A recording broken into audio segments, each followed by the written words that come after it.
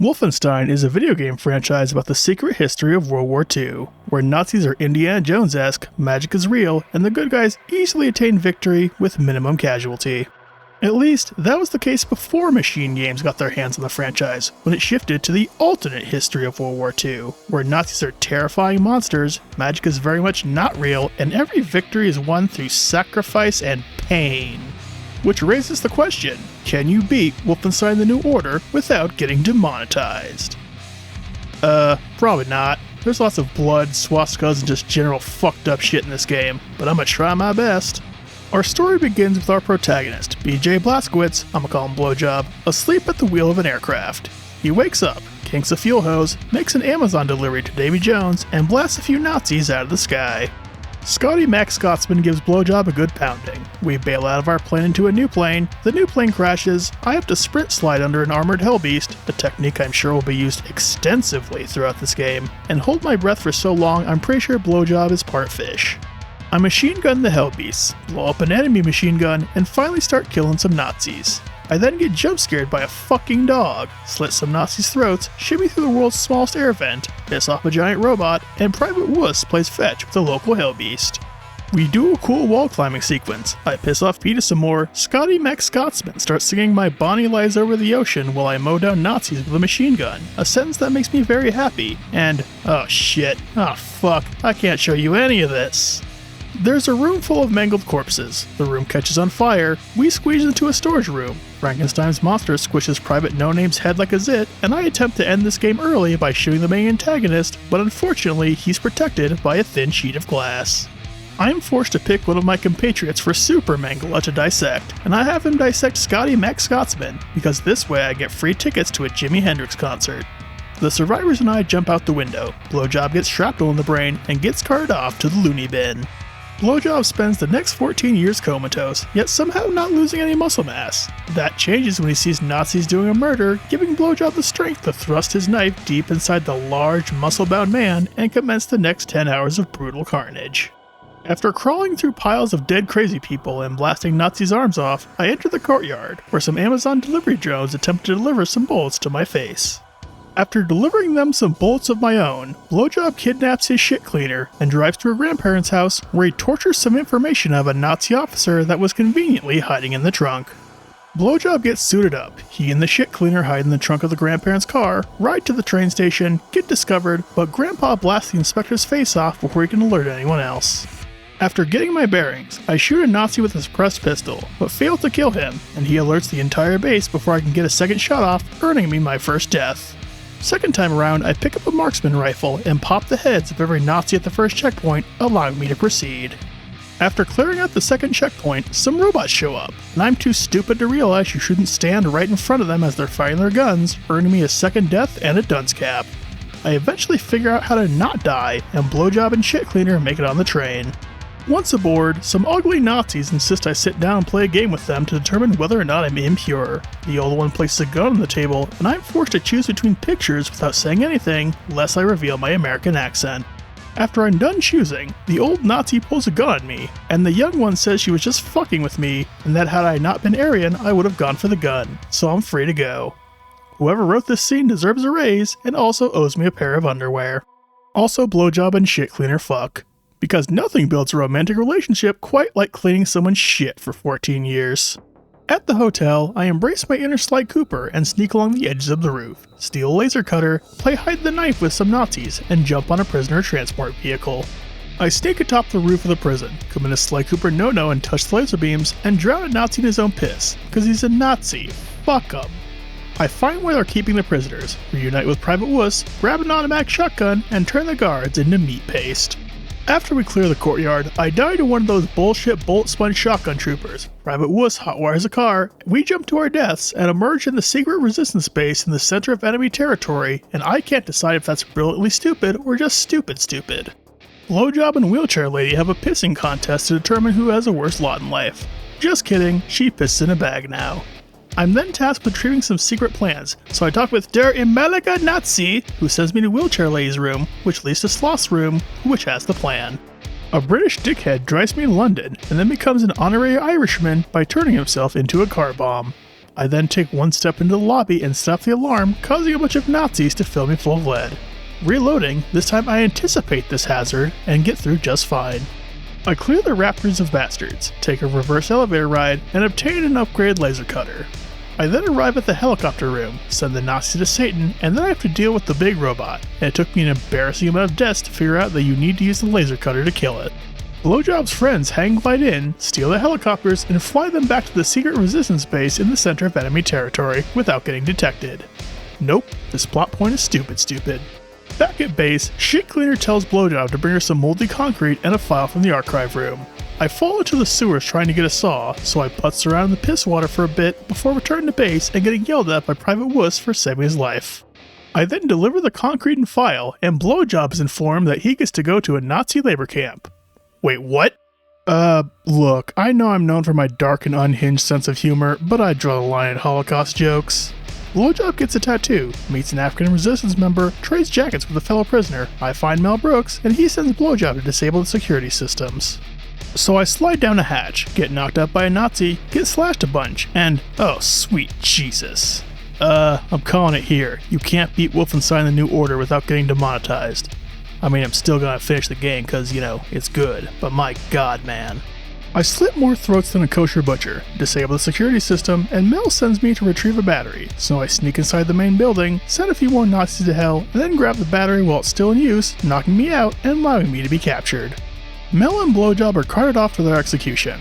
Wow, this really is a Bethesda game. And for some dumbass reason, they're allowed to keep the shit they were holding, allowing them to hijack the robot, free the prisoners, and make it back to base. Mel then reveals that Nazi technology is so advanced because they reverse engineered that technology from ancient Jewish scientists. That's a 10 out of 10 twist right there.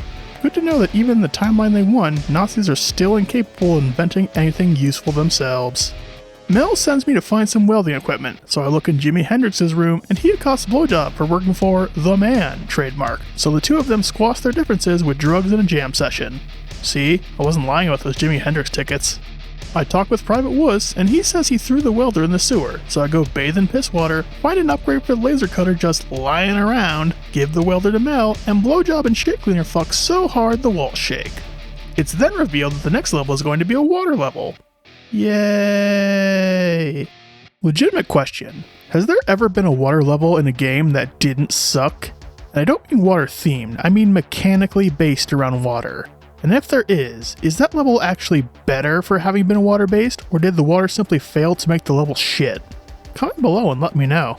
Anyway, after that waste of time is over, I arrive at the train station, put some more Nazis in the ground, and spend several lives in about 20 minutes not realizing that I don't need to kill all the reinforcements, I just need to get on the train and escape. I'm not good at video games. So I hijack the train, bring it to the resistance, Blowjob gets stuffed in a tube, and delivered to a Nazi U-boat. I emerge from my metal casket and immediately lay waste to the Nazi scum infesting this vessel. I'm then killed by a pair of those bullshit bolt sponge shotgun troopers, now with physics-defying buckshot. I use the little hair of the dog that bit me to send them to Jesus. Just kidding, they're burning in hell like the rest of them. After clearing the command deck, Mel and Private Wuss join Blowjob for a diving expedition, where we steal the priceless artifacts of Mel's ancestors. Private Wuss flies me to a bridge, and Blowjob blows it up with one of those priceless artifacts we just stole. Well, this video is coming out at a real inopportune time, I hop onto the desecrated corpse of the bridge, mow down some Nazis, and we get to the part I like to call the killing field. Fuck this section. It's chock full of bullshit bullet sponge super troopers, gunfire from every angle, explosives flying everywhere obscuring your vision, and did I mention all the bullshit bullet sponge super troopers? Because there are a fucking lot of them. I eventually figure out the optimum path to take for maximum killing potential. Climb the tower, Private Wuss cuts off a super trooper's head with a helicopter. That was pretty cool. Kill the last remaining Nazis, and steal Colonel Klink's documentation, and now Blowjob gets to go to the moon.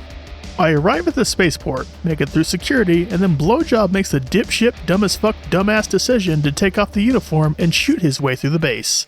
You already made it past security. They thought you were Colonel Klink. Just waltz in and take the launch codes.